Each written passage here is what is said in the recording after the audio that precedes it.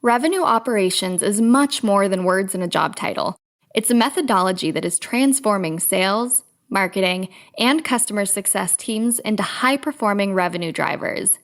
However, many revenue leaders still have critical questions about how to operationalize it.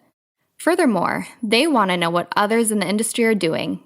That's why we conducted original research and put together our findings in the 2021 Revenue Operations and Customer Acquisition Benchmark Report.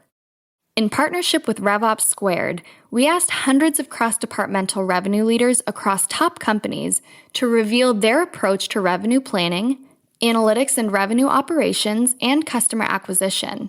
We've identified exactly how teams are aligning to hit their revenue targets, as well as the new activity, pipeline, and customer acquisition benchmarks to strive for in 2021 and beyond. Download the entire report for free at ringdna.com/RevOpsReport.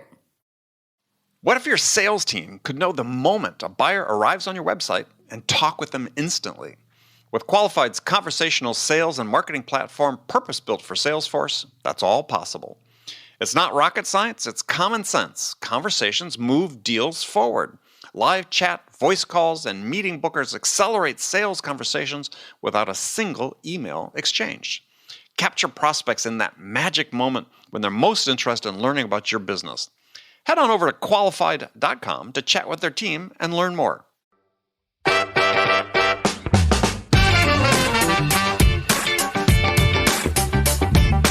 How are you going to hire somebody at a wage you could barely afford, if that, with a process you've never done yourself? You don't know what's there. And then we just started talking again. I'm like, instead of taking this time with me now, why don't you call 10 people in the ICP? Oh, my brother has it. He's like, the last 3 months I've been managing engineers. Mind you, not an engineer. He's like, well, you run a company called RevGenius, so revenue is first for you. I said, it's first for your investors too, sir. Like, what do you... He asked me for a recommendation for a salesperson. I said, absolutely not. I am not going to give you a sitting duck. You make it a situation that I feel good that they have a chance in heck to last 6 to 9 months in. I said, you and I both know he or she is out in 3 months. If you could afford that. I'm like, I'm not giving you that person. Sorry. Hi, friends. Welcome to the Sales Enablement Podcast. I'm your host, Andy Paul. That was Jared Robin, and Jared's the co-founder of the RevGenius community. And in our conversation today, Jared and I cover a lot of ground, starting with a discussion around the growth of the community in the sales world. Everybody's probably familiar with at least one or two of these communities that have sprung up recently. And Jared's going to take us through the story of RevGenius' founding, and he talks further about its mission and how it's serving its members. We also dig into what's behind the rise of this community in sales and talk about how they've become a necessity for many sellers who aren't receiving the kind of support they need for the development of their careers from their employers.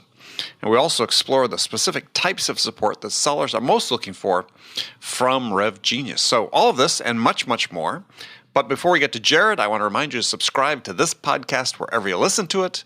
And if you subscribe, we'd certainly appreciate it if you could also give us your feedback on how we're doing in the form of a review. So thank you. All right, let's jump into it. Jared, welcome to the show. It's great to be here. Thank you for having me, Andy. Well, it's a pleasure to finally meet you and talk with you. So you're upstate New York right now, right? Escape the city. A little summer break. It's lovely. Upstate in Highland, New York. I won't give the exact address, but a really lovely place. And coming from the city, oh man, my partner and I are talking about moving out here pretty much every night we go to sleep. We're just here short term. Oh, well, get yourself a weekend place. That's what awesome. Everybody does in the city, right? Everybody does in New York City. They all have their second places. Yeah, I need to first be successful enough to be able to afford it. But we'll get there. We'll get to that. We'll get to that point. There is that. I mean, for people that maybe aren't familiar with with Manhattan, the city it's I don't know what your experience is, but certainly someone that lives in Manhattan, at least part time, is the summer's nice because you can actually go to a restaurant. You don't have to wait to get a table. I mean, everybody's pretty much gone upstate. So in general, that's correct. But but COVID just so happened to let up a bit, this summer. Yeah. So it's slightly the opposite, but still everybody's going everywhere. And, without going too tangential, Airbnb is going through the roof as a result, right? In terms of bookings. Yeah. Well, I was just telling someone last week, I was looking for my wife and I to do a little bit of a weekend getaway. We haven't done one for, a year plus, like lots of people, even though we have things scheduled later this year, but in the immediate. So we're just looking here, along the California coast, Southern California, sort of nice hotel.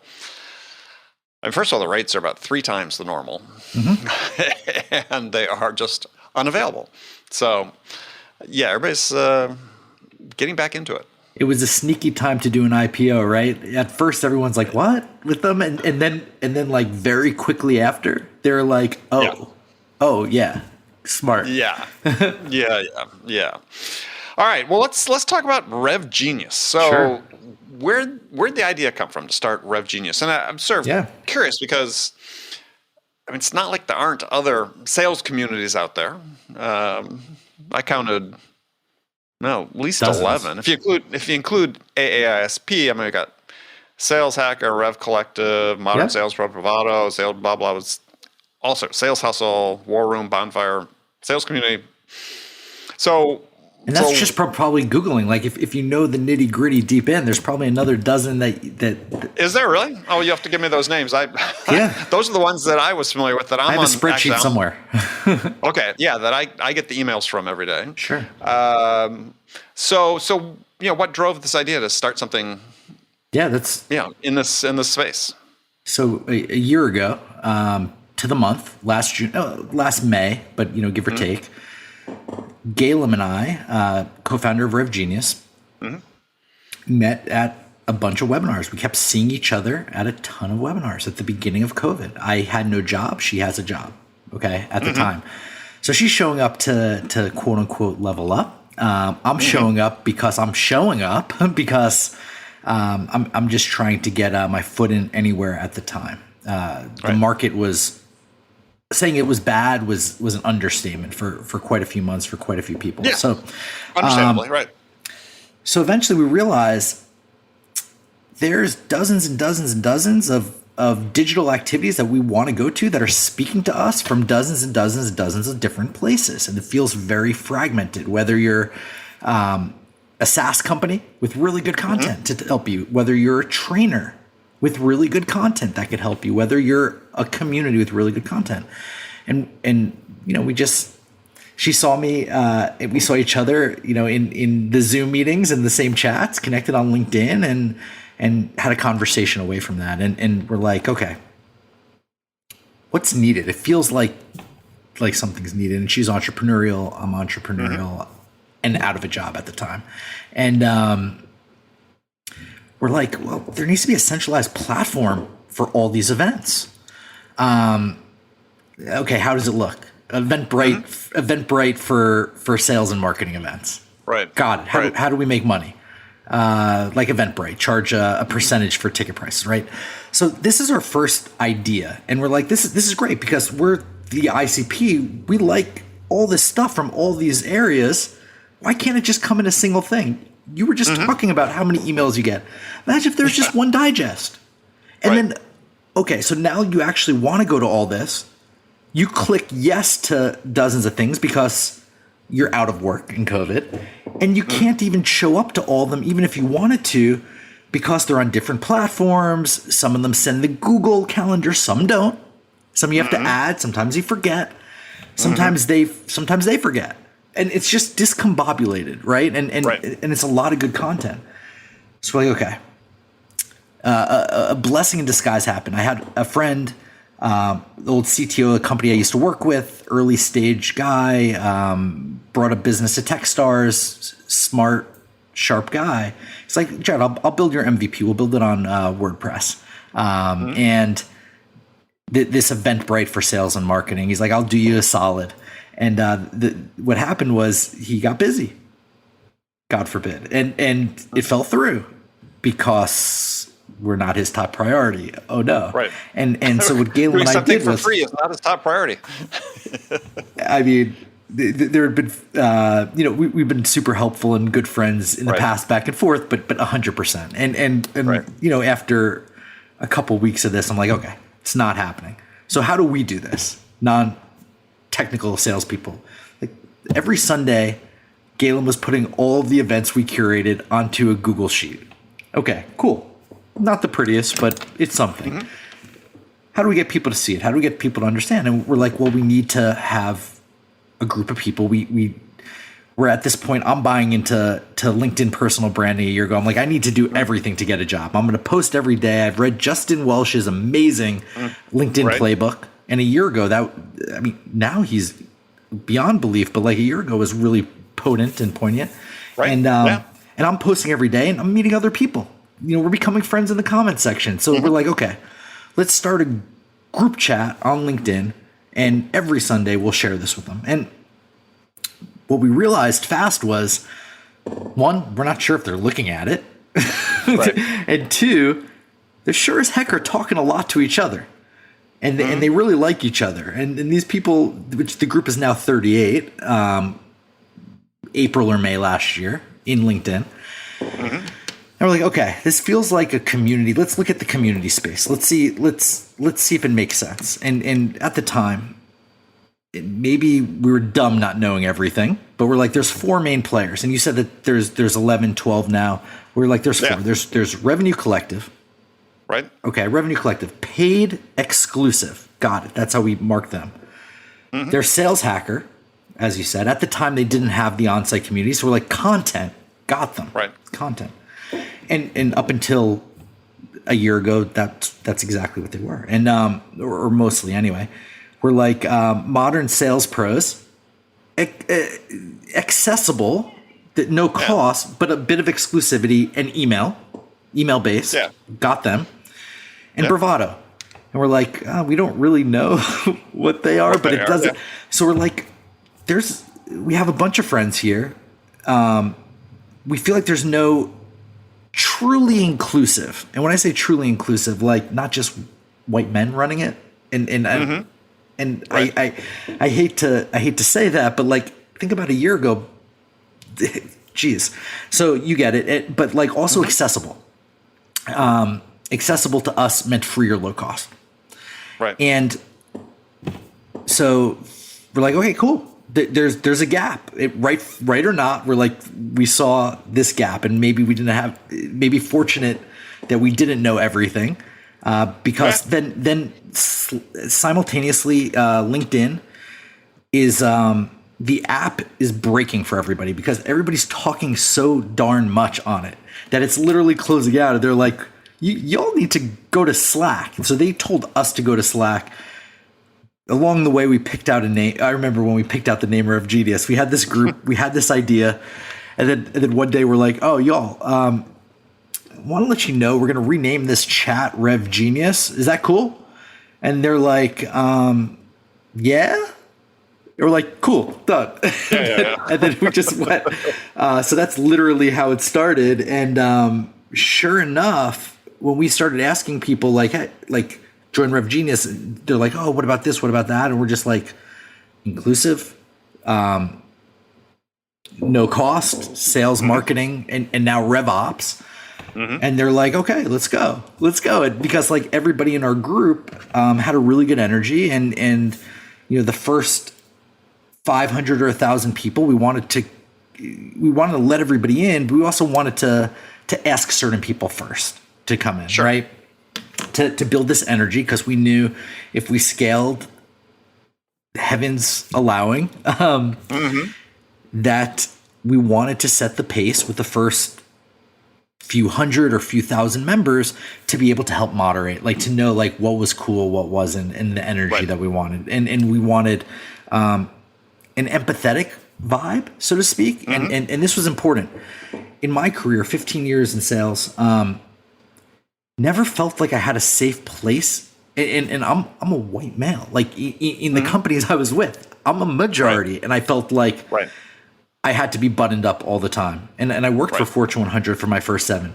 I can only imagine if you didn't look like me. And sure enough, Stories started coming in, and Sure. and I was able to start empathizing and imagining and seeing, and so we made that like part of it as well, like being like, hey, come here and have a space. Right. So that's the medium of it. Okay, so well, take us to today. So how many members do you have, and so what does RevGenius look like? For people who aren't familiar with it, just describe what it looks like if they go to your website. So today RevGenius is still in Slack. We're figuring out what to add, how to productize, etc. We have 14,000 members, sales, marketing, RevOps, regular programming from a monetization strategy. We have sponsors helping support us, thankfully, and thank you all sponsors. We have 3 full-time folks on board, soon to be a 4th that we're paying. That you know, and we're looking at the next steps, and we're looking to fine tune it, make it better, scale it up, and the goal is, and where we're at is to create like the de facto place for sales for revenue information and information, having questions asked, have that place. Right. And I say revenue, and it seems like the popular term. It is, and you know, in this product-led growth world, we don't know what an SDR looks like tomorrow. As you're scaling the company, you theoretically need less sales and marketing or less sellers in product-led growth. So that might be more of a RevOps person, but we want to be open to the evolution of the space role-wise. Right. Well, so for people who aren't familiar with product-led growth, why don't you take them through that so they understand that? Yeah, so product-led growth is the idea that the product sells itself. It's the idea that you don't need to scale it. You don't need hundreds of sellers. It's an experience, top of funnel to bottom of funnel, that is driven by the product and not by salespeople. You want to help expound, like, so, you know, it's not even a price point, because Tesla, I believe, is product-led growth, where you have specialists. You don't have outbound people really doing it. So like, it's not necessarily like a $6 a month Gmail account, which is very much product-led growth, but it could very well be a Tesla car, an $80,000, $100,000 car, where they have more specialists answering it. Right. Answering questions, I should say. And product-led growth tends to be lower price points, subscription type of motions, you know, essentially organizations that aren't scaling the sales motion. Yeah, well, it's, again, this is one of these ideas that's not not fully hashed out. That's why I'm like, right, yeah. Well, it's not hashed out. It's not totally new. I mean, I think that, sure, it makes sense for a certain class of products. As you said, it's already happening.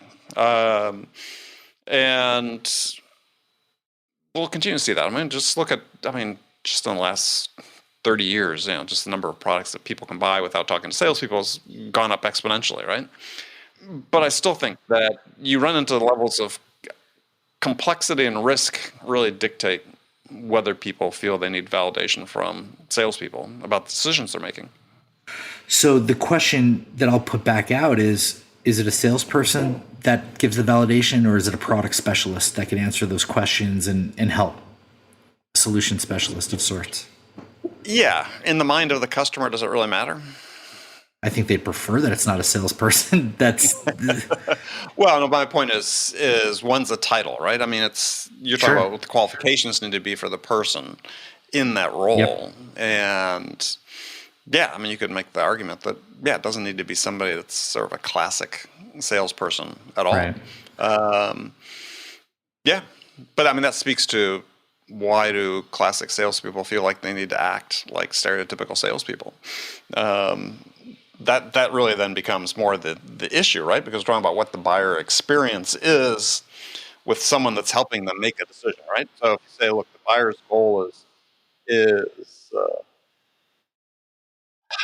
I believe, you know, buyers in general, what they want to do is they want to quickly gather and make sense of the information they need in order to make a decision with the least investment of their time, attention, and resources. That's what buyers. Ideally, that's what they want to do, right? They don't want to spend 6 months to make a decision they can make in 3. So, but the buyer's evolving, right? Like how many years ago they needed to be tapped on the shoulder to be told what was out there, and today they know. They walk into the job. I need this product for call coaching, and I need Gong and Chorus. I'm going to call both of them in. And maybe watch it. You're on. Oh, pardon. You're on a ringDNA show. ringDNA. I need to train my guests ahead of time. But yes, go ahead. So, to call in ringDNA, and maybe one other lesser competitor, just to keep them honest on pricing and terms, and you're reading about some new AI-driven open AI tools that could help with email. So you need a sales engagement product, but you also need something to help with emails because that's interesting, and you're bringing them in.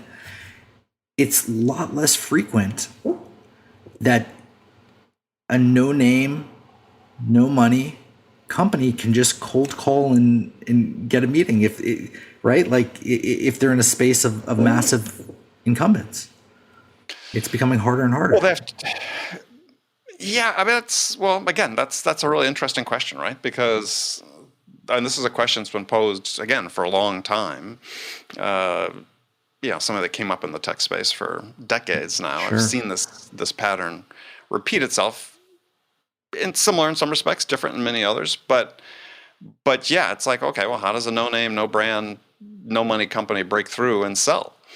And yet it continues to happen all the time. It's just different, right? The challenge is very different. But I think your point that we were talking about before, I think is really a good one is, what do sellers, what does a seller look like? Because I would make the case that's really in support of your point is that we train people all wrong today and wonder why the buyer experience is considered bad and why they surveys of C-level people say that their experience with salespeople is bad. This behavior that people find objectionable, that buyers find no value in, that's not innate human behavior, right? Being what I call salesy is not innate human behavior. It's learned behavior. You mean when you show up to a pipeline meeting with not a full pipeline and you have somebody like breathing down your throat and now you're a little more aggressive the next week? For instance. Or when you show up with a buyer and you pitch before you understand. You rely on pushy, persuasive, manipulative techniques as opposed to, hey, let me find out what's most important to you and let me help you get that, right? So I think but go on. Yeah.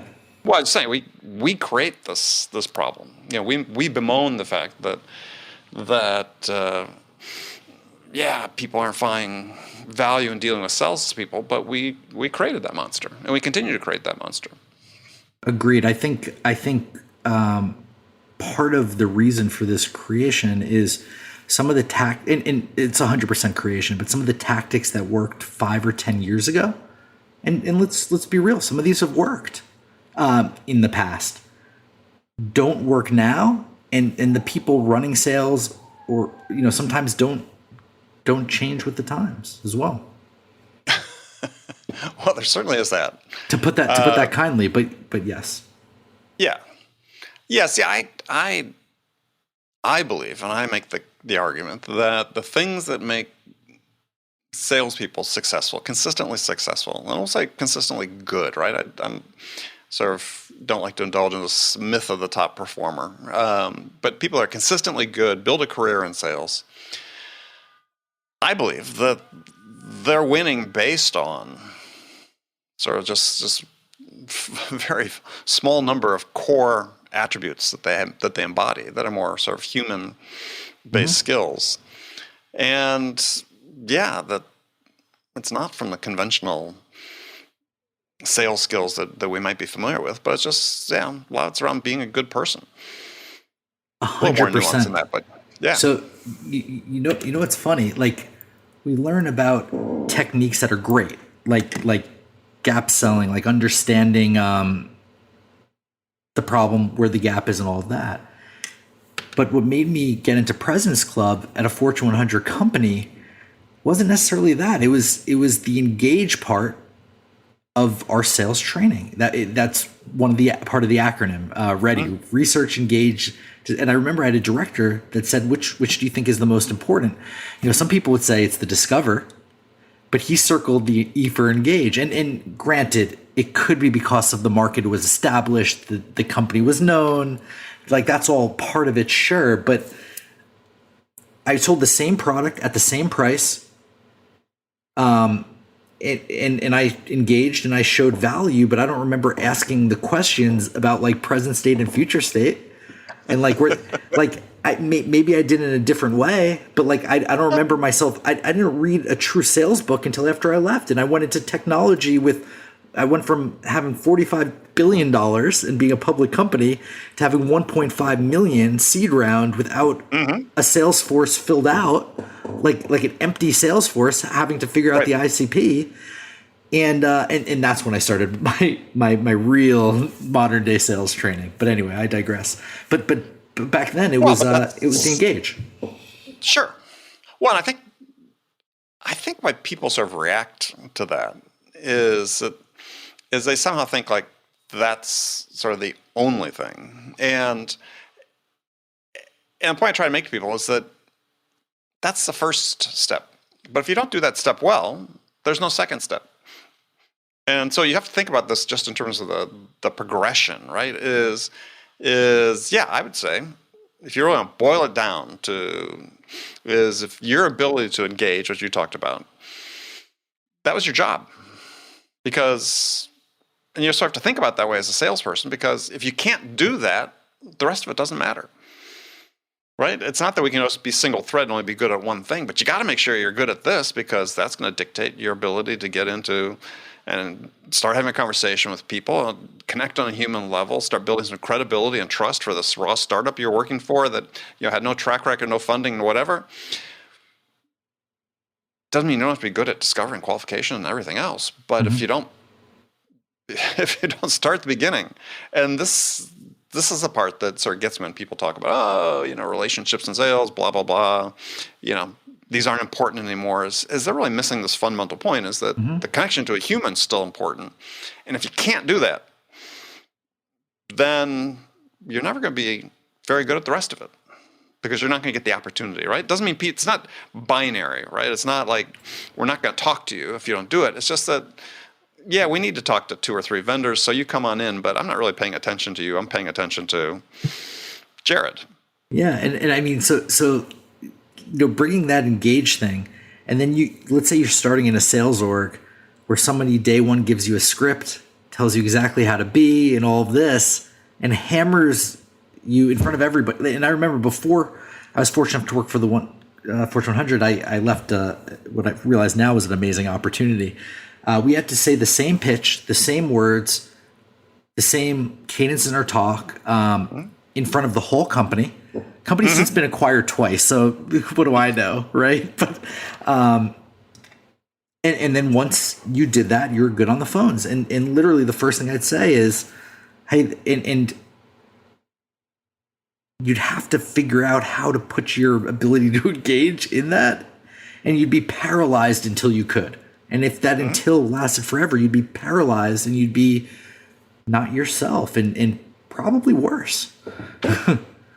Well, but I think that's one of the issues that we see in sales, and we see the research from Uncrushed and others about people feeling extremely stressed. The recent poll is 75% of sellers feeling stressed or extremely stressed. Not granted, they're not all SDRs, but But when you're forced to act in a way that isn't in alignment with who you are, you can only do that for so long. I spoke to a good friend in our community. She just left her job after 4 months because it boiled up, and fortunately, they found a better situation for them. Yeah, well, I think that's that. A lot of these issues are playing. I think again, the whole idea of product-led growth is part of a dream on the part of senior level managers, is that, we can do this without sellers? Oh, fantastic. And so, I'll put it into context for you. is, so I had a client that I was doing sort of fractional work for, but it was ended up being sort of full time. But about 3 or 4 years, startup, venture back, we raised, this was in the teeth of the 2008 financial collapse. We raised close to $20 million. But when you're going around talking to investors, this is 2007, 2008, a number of them said, sales is dead. We're never going to invest in a single company that requires salespeople. Now, this was 13 years ago, right? 14 years ago. We're never going to invest in other. And what's happened since then? I know all those investors have gone and invested in SaaS companies that are hiring more salespeople than ever. Sales employment, contrary to Forrester saying, we're going to lose 20% or 25% of sales, B2B sellers by 2020, B2B sales employment's gone up. Right now, it's hard to find a good salesperson on the market. Right now, they're well employed, and we need more. I hear it all the time. Well, we do, right? So that's why I'm just context of the whole product-led growth is people thinking, the theory in 2007 was, every B2B product should be sold like it's on Amazon. Great idea, but it's not there. I agree. I also think those same people are the ones that are like, oh, we need to hire a RevOps person now. Where is that?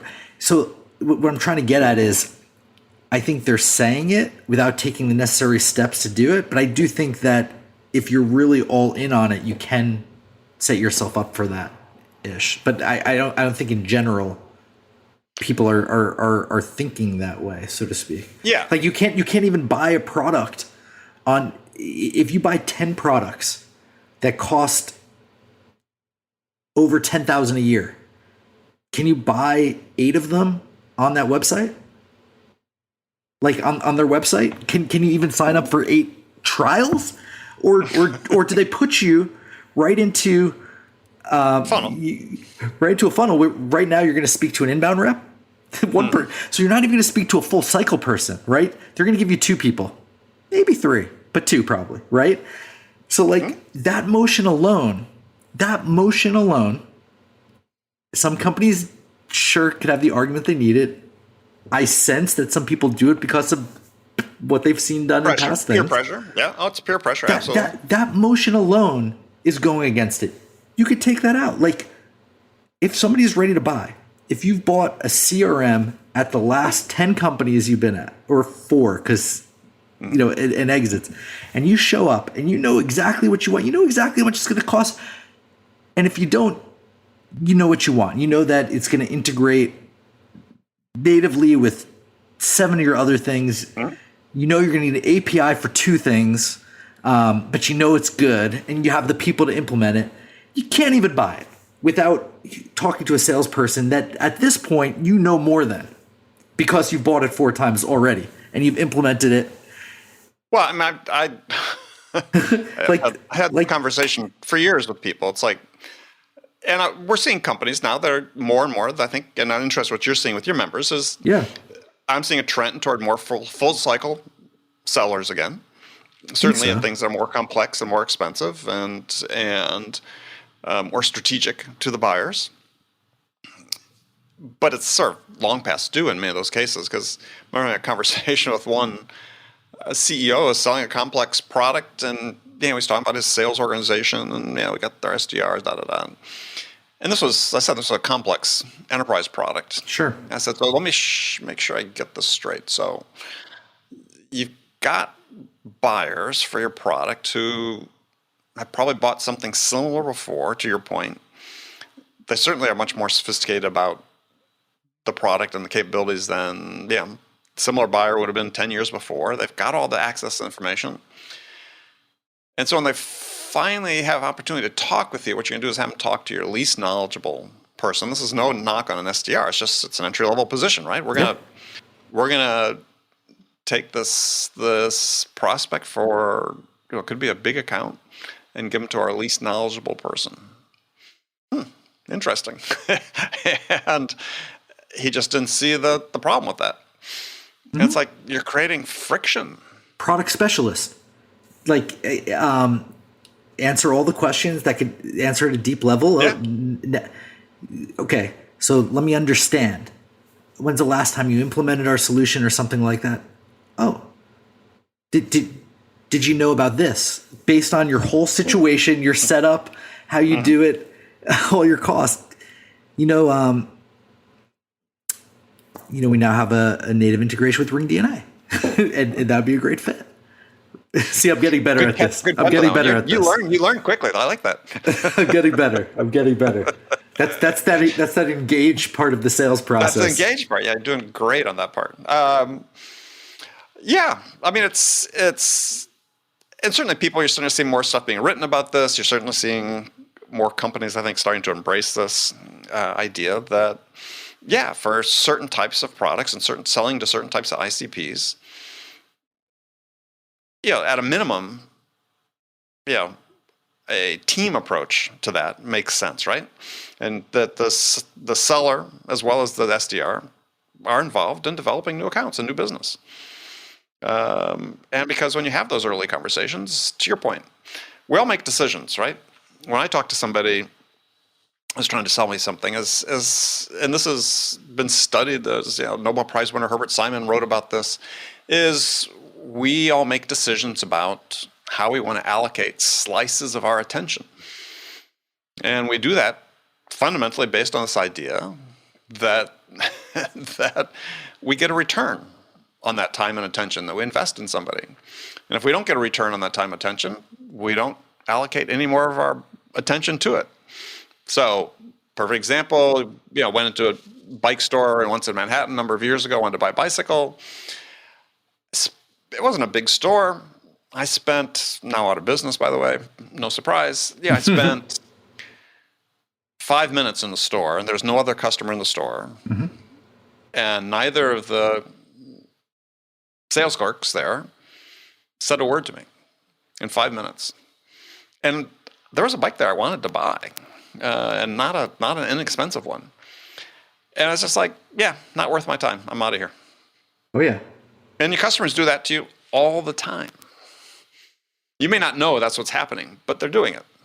And, back to the point of salespeople selling complex stuff and wanting the right person there, and not the most seasoned and whatnot. Even when you have the most seasoned, I have a very good friend, a mentor of mine, who runs the Americas for $1 billion company services. Okay. Mm-hmm. Background. Did some coursework in quantum computing in like Harvard, MIT. Right. Villanova MBA. Penn State with me undergrad. He realized he got smarter after, but I digress. He had a salesperson queue up a deal, $30,000 deal, and he went in. He's like, "What do you really want with a major company?" The deal turned to $600,000.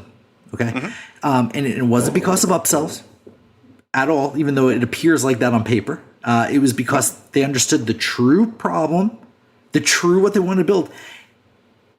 And somebody delivered it with a level of expertise and connection. And I'm not talking about a salesperson that sold complex. I'm talking about somebody that's integrated systems that the buyer was like, "You're right. I get it." And he's got the reputation around his company, which we'll keep hush here, but like to be like, you want to go on sales calls with them. Mm-hmm. Yeah. And when you go on there, here's what they say: shut up. Mm-hmm. Well, but I think but you speak to several key points, right? Yeah. And this is one of the things that I think, I don't know, my take is sales has gotten smaller, right?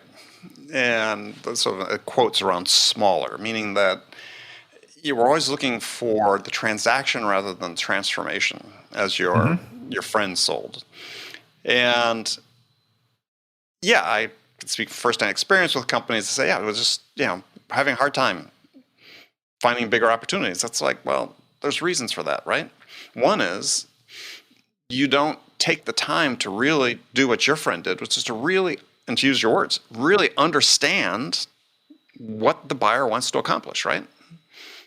And so, yeah, I like to boil sales down to something very simple. And I think and this was also a services sale where you could go in certain ways. I want to make this clear. This wasn't like 3 more seats in a CRM, so to speak. Oh, sure. But you can also do the same thing in a CRM system as well. It's a matter of how you position what your offer is, right? But it's the step that we miss in sales too often is, and that's why I said just to boil things down to very simple ways to think about it, is, selling is really just about listening to understand what's the most important thing to the buyer and then help them get that, right? If you can achieve that, right? If you can make sure you understand, and what we do is we're so prescriptive these days and scripted in the way that we're selling, is that we gather a lot of information, but we don't really understand what it is the buyer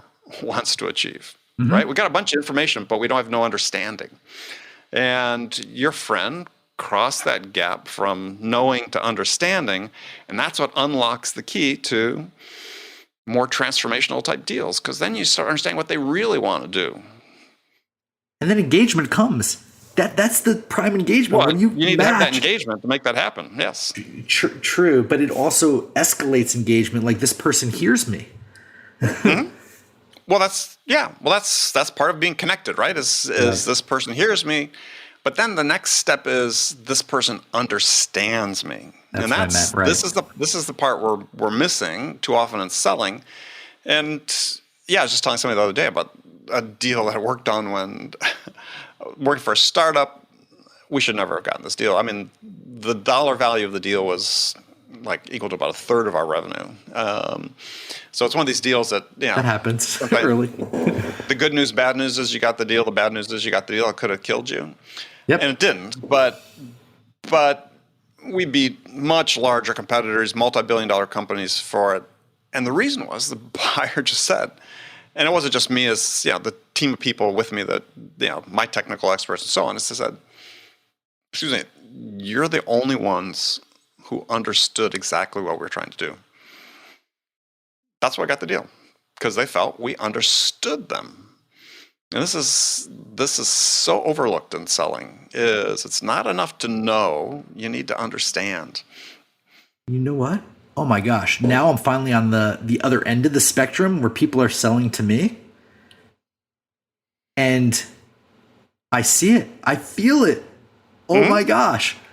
I'm like, can I tell you what happened the other day? And I pointed out to this gentleman. Oh, this is rich, and we are working with this company. I'll keep the names out. So I see it all the time, but this one took the icing of the cake. A services business contracting out for web development work. Okay, and like we're all in.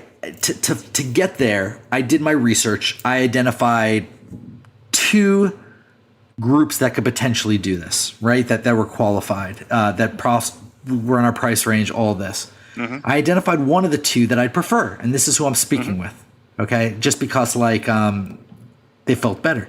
So we have the conversation talking about the scope, and it's going smoothly. We're just talking, and then at the end, he shows me his deck at the end, just to show me his deck. He's like, "I just want to walk you through this," and shows me a race card slide with CVS on it. After we're already talking scope, I'm like, I paused him. I said, there was 9 to 12 logos on the race car slide.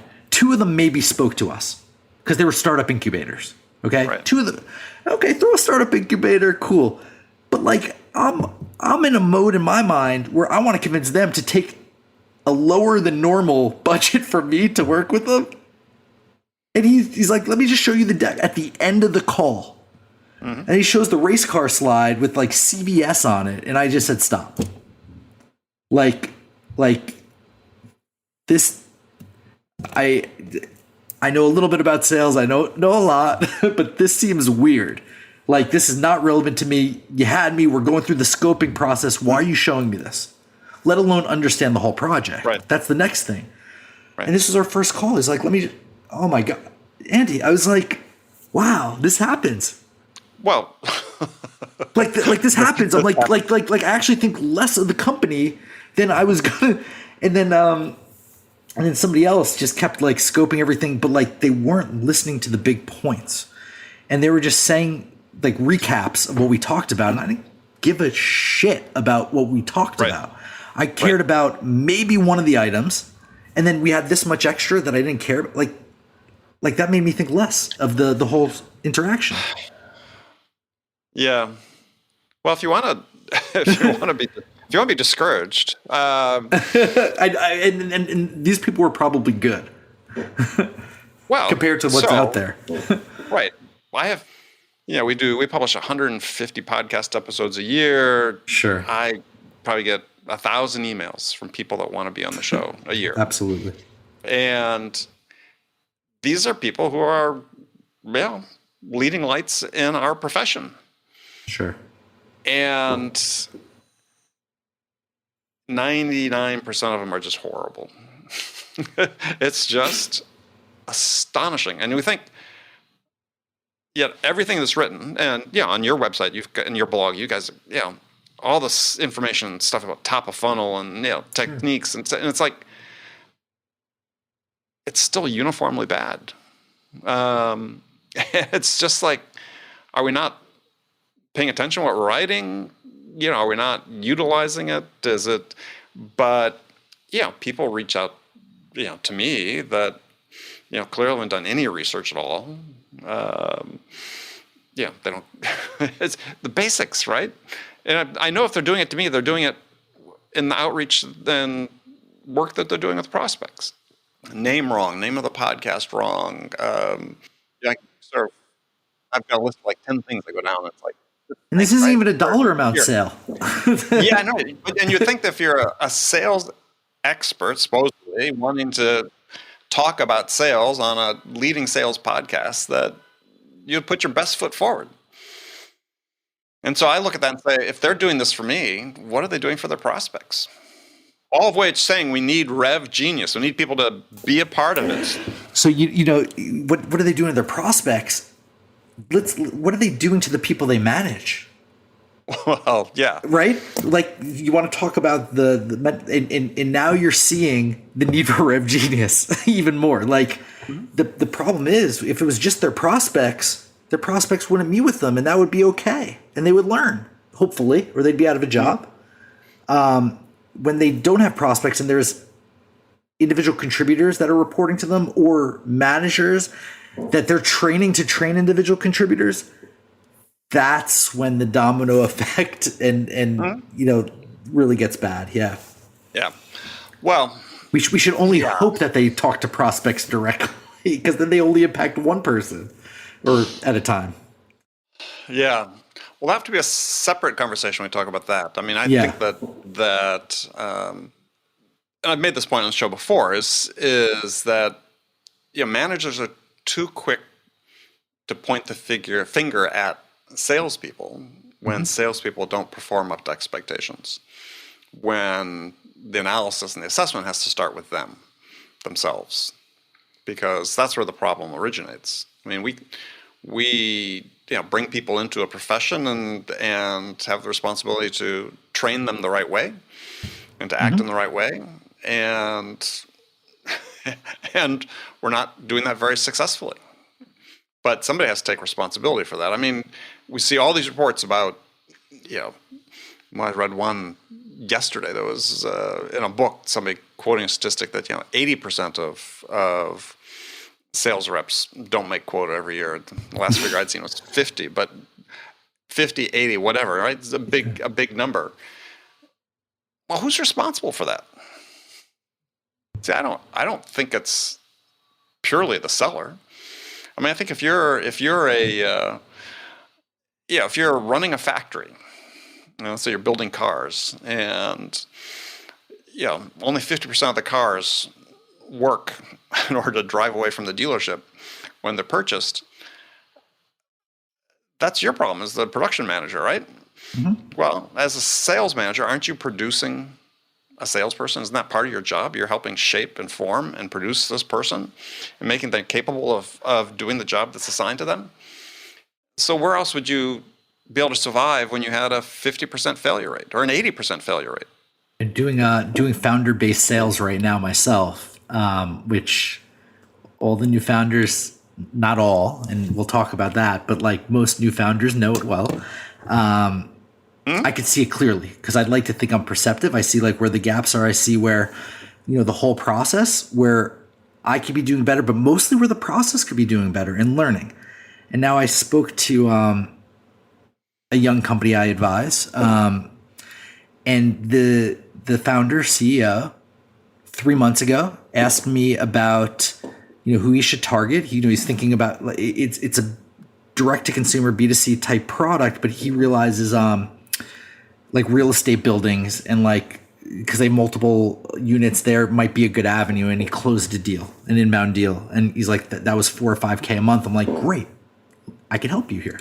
Like we can talk about this. 3 months ago, I'm like, we're talking ICP, all of this. And he calls me out of nowhere. He's like, let's talk. I'm like, what have you done in the last 3 months? Nothing. He's like, I want to hire somebody. I'm like, how are you going to hire somebody at a wage you could barely afford, if that, with a process you've never done yourself? You don't know what's there. And then we just started talking again. I'm like, instead of taking this time with me now, why don't you call 10 people in the ICP? Oh, my brother has it, the list or whatever. Like, he's like, the last 3 months I've been managing engineers. Mind you, not an engineer. Right. Not an engineer. I'm like, what the fuck are you doing? He's like, well, you run a company called RevGenius, so revenue is first for you. I said, it's first for your investors too, sir. like what are you? So the point I'm trying to make, you kind of see, like when you start like that, and he's not the only one, unfortunately, probably not. And you hire somebody, you expect them to do something you never done before, and processes and all this.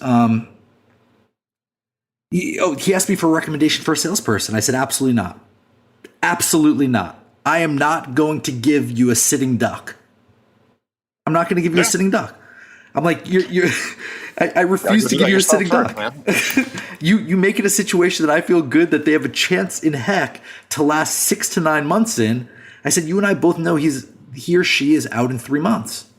If you could afford that. I'm like, I'm not giving you that person. Sorry. But anyway, that's a whole other like. Well, no, but I'm trying to do a favor to the person I would have gave. Oh my gosh. Yeah.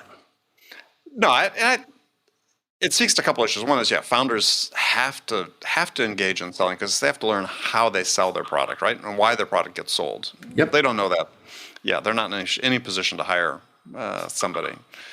But also speaks to this issue, which is that things just don't really change that much. And some of these same challenges are going to remain challenges, regardless of how much technology we apply to sales, right? This idea of engagement, connection, curiosity, understanding that we talked about, intuition, synthesis, lots of sort of these human qualities that make a huge difference in your ability to inspire someone to want to do business with you. Technology is not really going to help in many of those cases. Those are uniquely human attributes. And we still confront those same challenges year after year after year, decade after decade after decade. And it's why I sort of give people a hard time when they talk about modern selling. It's like, sure, we got modern attributes to the selling, but at heart, it's still fundamentally the same thing. And we're not getting any better at the basics that dictate how well we do ultimately. And I think that's the big challenge. That's one of the things, the reason I'm excited about communities like RevGenius and others is that there perhaps we can start building this sort of continuity from era to era about these basics, right? Because in the absence of these communities, it's like every time we get a new cohort into sales, we're recreating the wheel. Yeah, and you're right. And maybe, like I said, I think the positive aspect of these communities that have sprung up in the last number of years is that, maybe we create this continuity of sales culture and understanding about what's important so that people can sort of engage in it and come up to speed more quickly. 100%. And we think that they're not always getting it where they work. Some people are fortunate enough, so have the community there. And then also right now here's the new challenge that came out. So now you're not getting it where you work. Where are you going? I go to LinkedIn. LinkedIn. I reach out to my prospects there, but now I consume content. I learn everything on LinkedIn.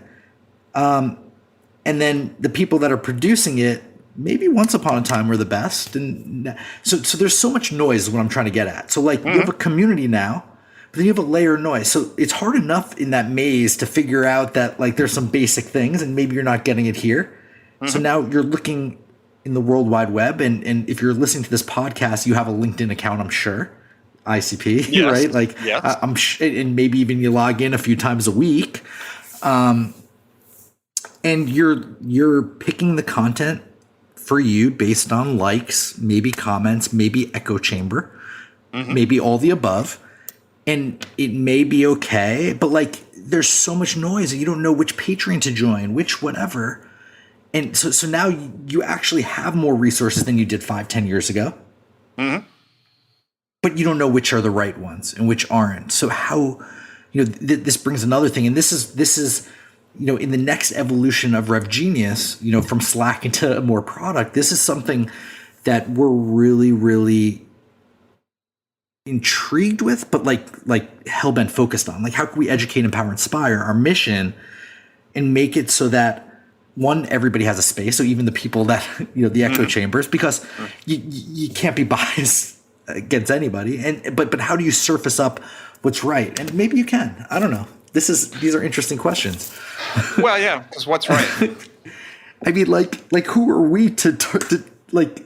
Well, because I spent a month off of LinkedIn. I know something because I closed $1 million deal in services. I know SaaS. Maybe not. Well, but I think I question everything. Yeah. As do I. And yeah, I write about that quite a bit. Is question everything. Is that I've had extremely successful career. Reinvented myself a number of times. Been successful in all of those. But what works for me may not work for everybody else. This is I resist this idea that we can somehow decide what's right or what's not on LinkedIn. It's who knows where the next good idea is going to come from? Who knows who has the best new perspective that comes out? LinkedIn to me is a marketplace of ideas, and people have a chance sort of to vote by their support or lack of support of the ideas that are out there. We may not like all the ones that get supported, and there are reasons for that. But I think we're better off as a result. But I agree. What's still the fundamental problem is if you're approaching LinkedIn, how do you surf through to find the things that you think might be relevant to you and your situation, what works best for you? And I think your community helps filter that somewhat. Well, I think it's okay for the communities to have a point of view and should have a point of view, and you pick your community accordingly. Agreed. I think the general technology basis of having algorithms that serve you up certain content based on interactions versus not having that, right? You could have the same content in two things, and I truly agree that. But if you have something served up, psychologically, there's something with that. If you just have something upvoted, that's it. Not anything more than upvote. Let's look at Reddit as the obvious example. Right. I think just in that technology alone, and you see where I'm going with my mind, like just that simple feature, you could help serve up crowdsourced good content. Crowdsourced. Yeah. Is it good or not? It's the crowd deciding and not the algorithms. That's all. Yeah. Yeah. Listen, it's not going to be perfect, Andy. And in fact, if it is, it's not making enough money, and God forbid there's a VC behind it, and that's a whole nother thing, because then all of a sudden it goes to changes, know what. Yeah, substantially, yeah. And I fully support VCs and everything, but there's a lot of revenue driven goals that come out. Yeah, that may or may not be aligned with the goals of the company. So yeah. All right. But thank you. Jared, we're gonna have to thank you for your time. Oh, that's been fantastic. So if people want to connect with you, what's the best way to do that? So linkedin.com/in/Jared Robin. And I don't scare from email. Jared@RevGenius.com. Pretty straightforward. If you're going to pitch me something, make it good, though. There we go. Thank you. As we talked about earlier. All right, Connect Jared, with me. thank you. And we'll look forward to doing this again. We didn't touch any of the questions that I had to ask you. We just got off on our tangent. That was great. So look forward to having you come back. I am so grateful for your time, Andy. This has been truly an honor. Thank you very much. Well, thanks for sharing your time. Okay, friends, that's it for this episode. First of all, I want to thank you for taking the time to listen. As always, I'm so grateful for your support of the show. And I want to thank my guest, Jared Robin, for sharing his insights with us today. If you enjoyed this episode, please subscribe to this podcast, Sales Enablement with Andy Paul, on iTunes, Spotify, or wherever you listen to podcasts. And as always, thank you so much for investing your time with me today. Until next time, I'm your host, Andy Paul. Good selling, everyone.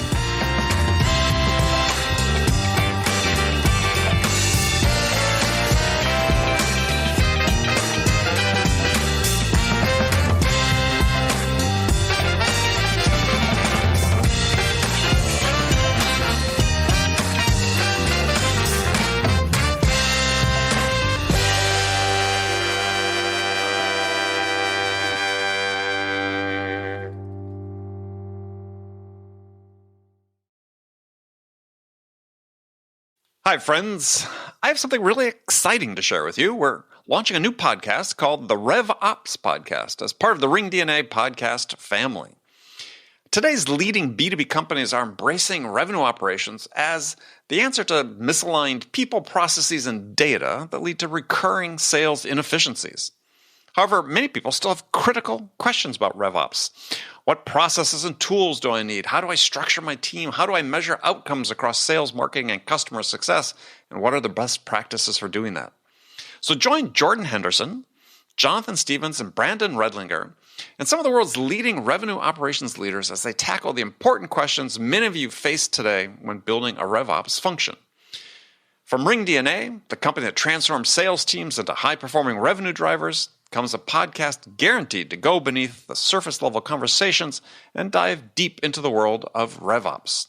Your hosts deliver unfiltered, thought-provoking discussions and actionable takeaways on every episode about the ideas, processes, and technology changing the B2B sales landscape. Visit ringdna.com/RevOps to learn more or subscribe now on your favorite podcast player. What if your sales team could know the moment a buyer arrives on your website and talk with them instantly? With Qualified's conversational sales and marketing platform purpose-built for Salesforce, that's all possible. It's not rocket science, it's common sense. Conversations move deals forward. Live chat, voice calls, and meeting bookers accelerate sales conversations without a single email exchange. Capture prospects in that magic moment when they're most interested in learning about your business. Head on over to qualified.com to chat with their team and learn more.